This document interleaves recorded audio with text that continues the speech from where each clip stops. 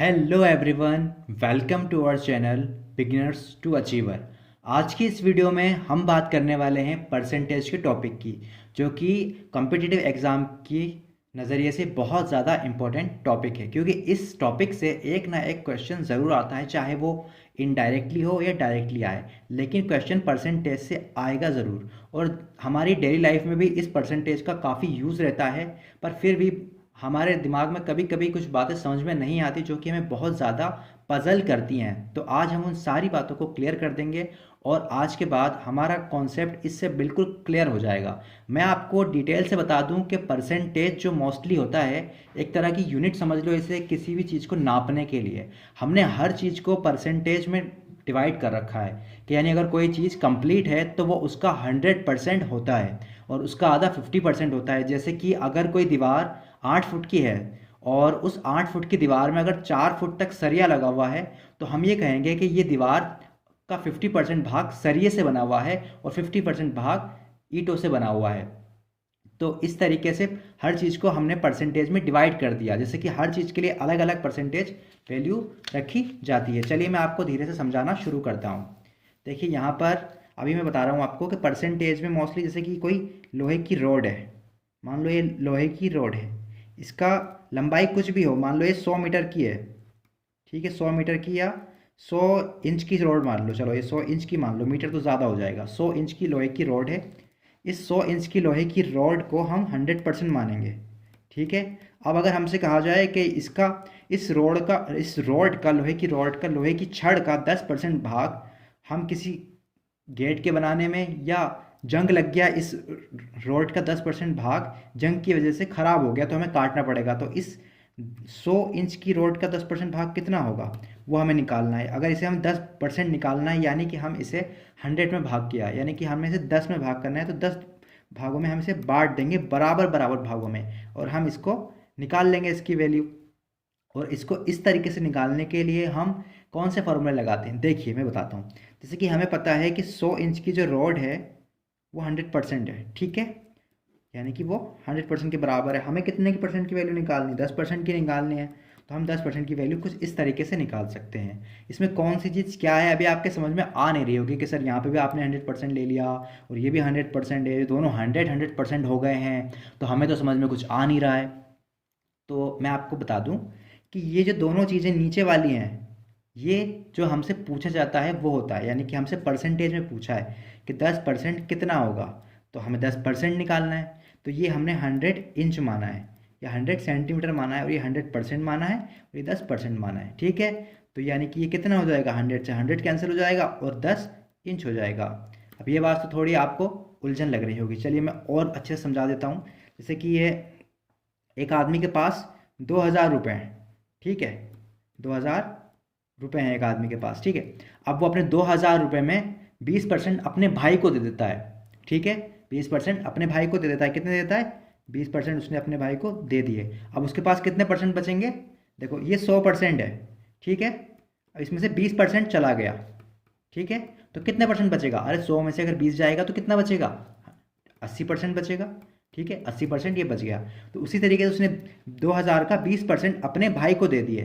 तो अब आपसे पूछा गया है कि भाई को कितने रुपए दिए, भाई को दिए रुपये, भाई को कितने रुपए दिए वो बताना है आपको, और उसके पास कितने पैसे बचे ये भी आपको बताना है, ठीक है। चलिए ये भी आपको बताना है, चलिए तो फिर दिखाता हूँ मैं। अब हमारे पास 2,000 की वैल्यू किसके बराबर है, 100% के बराबर, तो हमने 2,000 बराबर है 100 के। हमें कितने परसेंटेज की वैल्यू निकालनी है, हमें निकालनी है 20% की वैल्यू, क्योंकि हमने उसके भाई को 20% रुपये दे दिए, 20% दे दिए ना 2,000 का। तो जीरो से हमने इस जीरो को काट दिया, इस टू की मल्टीप्लाई इस टू से करी, यानी कि 20 की मल्टीप्लाई 20 से करी, तो दो दूनी चार, एक जीरो ये और एक जीरो एक, यानी कि उसने 400 रुपये अपने भाई को दे दिए, ठीक है, 400 रुपये अपने भाई को उसने दे दिए। अब उसके पास कितने रुपए बचे, या तो आप ऐसे कर लो, अगर आपसे डायरेक्ट पूछा जाएगा कितने रुपए उसने भाई को दे दिए तो ऐसे कर सकते हो। फिर उससे अगर सवाल में आपसे ये भी पूछ लिया जाए कि उसके पास अब कितने रुपए बचे, तो 2,000 में से 400 माइनस कर दो। तो 2,000 माइनस 400 जब हम करेंगे तो हमारे पास आ जाएगा 1,600, यानी कि 1600 रुपये उसके पास बचे। ठीक है, ये बात सही है। अब अगर आपसे उल्टा पूछ लिया जाए कि उसके भाई के पास 400 रुपये दे दिए उसने और वो उसके पैसों का 20% है, तो आप बताइए कि अब उसके पास कितने रुपए बचे होंगे। तो इस तरीके से भी कर सकते हैं। मतलब आप मेरी बात समझ पा रहे हैं? जैसे कि अगर आपसे कह दिया जाए कि आपके भाई ने आपको 400 रुपये दिए, ठीक है, और वो 400 रुपये उसकी सैलरी का 20% हिस्सा है, तो बताइए कि उसकी सैलरी कितनी है। ठीक है, 400 की जगह 4000 कुछ भी दे सकता है। जैसे कि मान लो कि दे दिया जाए कि आपके भाई ने आपको 1600 रुपये दे दिए। ठीक है, 1600 रुपये आपको दिए और वो उसकी सैलरी का कितना परसेंट है, 25% भाग है उसकी सैलरी का। ठीक है, तो उसकी सैलरी कितनी हुई। अब उसकी जो सैलरी होगी वो 100% होगी, तो हमें 100% की वैल्यू हमसे पूछी गई है, तो हमें 25% की वैल्यू गिवन है, ये गिवन है हमारे पास। ठीक है, अब हमें 100% की वैल्यू निकालनी है। तो 100% की वैल्यू निकालने के लिए हम क्या करेंगे, हम इसकी वैल्यू रख देंगे।